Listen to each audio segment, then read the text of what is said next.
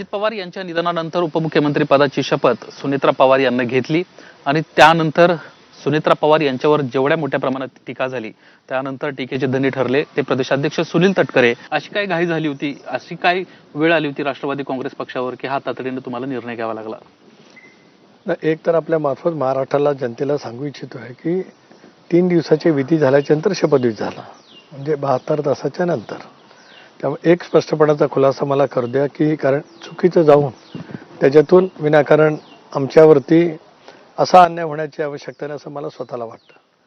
तातडीने शपथविधी असं म्हणण्याचं काही कारण येतच नाही।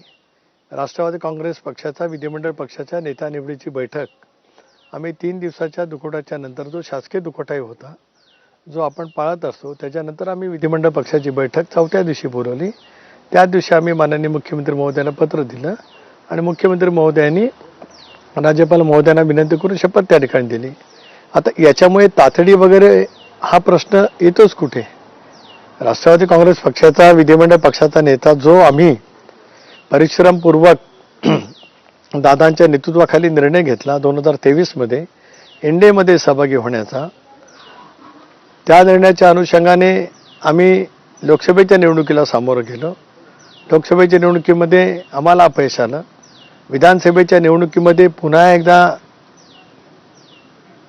प्रचंड आत्मविश्वासाने कमालीची मेहनत घेत दुर्दम्य इच्छाशक्तीने दादा आणि आम्ही सर्वांनी मिळून संबंध महाराष्ट्र पिंजून काढला आणि 59 पैकी 41 जागांच्या वरती घड्याच्या चिन्हावरती आम्ही यश मिळवलं।